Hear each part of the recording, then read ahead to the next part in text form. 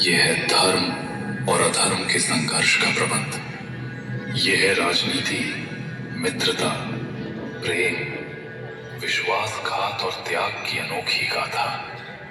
आइए समय के पन्नों को पलटते हैं और प्रविष्ट होते हैं उस युग में जो सदैव अमर है।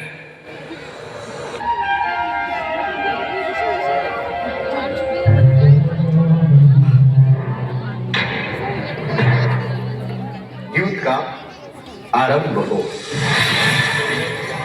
मैं अपने अनुज विकर्ण को दाव पर लगाता हूं।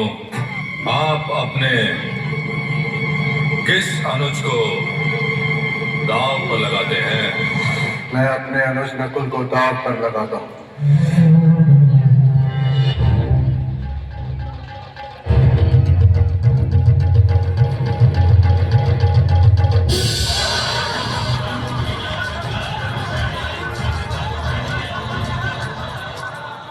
अब ये अर्जुन मेरा दास बनेगा। अर्जुन के साथ बराबरी कर सके ऐसा कौन है तुम्हारे पास दुर्योधन? मेरा मित्र अंगराज कर्ण। सूतपुत्र और राजकुमार की बराबरी किस प्रकार हो सकती है? युवराज भीम, हूं मैं सूतपुत्र। मित्र दुर्योधन, ऐसे दुराचारी के सामने दांव पर लगाने का निर्णय लिया है आपने? नहीं मित्र, इसे तुम्हारा दास बनाने का निर्णय किया है। सम्राट युधिष्ठिर की ओर से मैं दांव पर लगता हूं।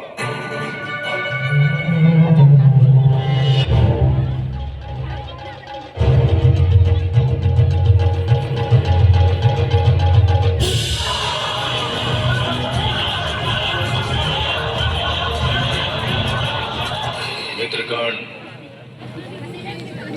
मैं तुम्हें उपहार में एक दास देता हूं, अर्जुन।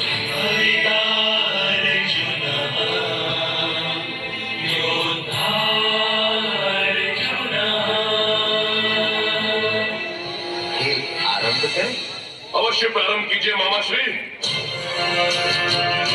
सम्राट मुझे दांव पर लगाकर खेलेंगे इस बार।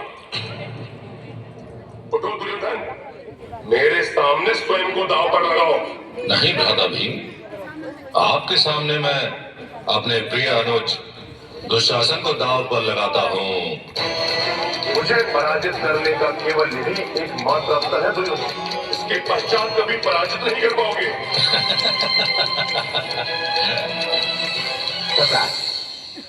खेल आरंभ करें?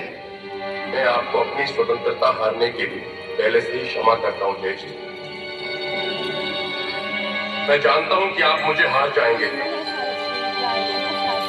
किंतु मेरी गदा किसी की दास नहीं बनेगी।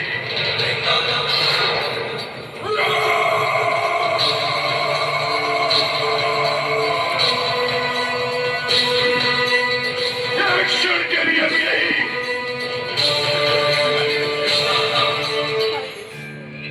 सम्राट प्रसन्न हो। यदि सम्राट की इच्छा हो तो खेलें।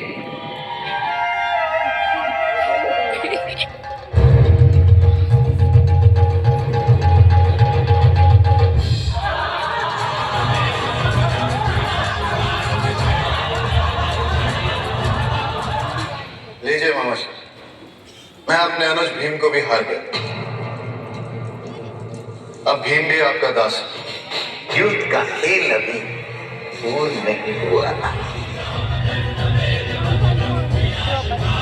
अब आपके सामने मैं अपने आप को दांव पर लगाता हूं।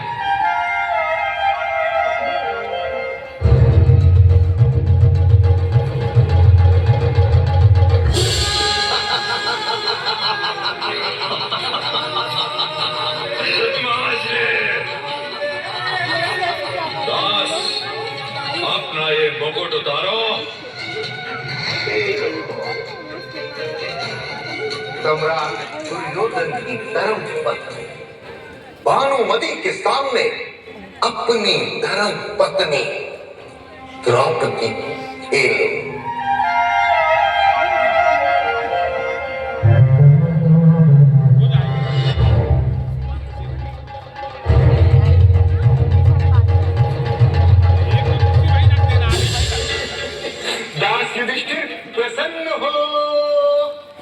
तुम अपनी धर्म पत्नी द्रौपदी को हार गए।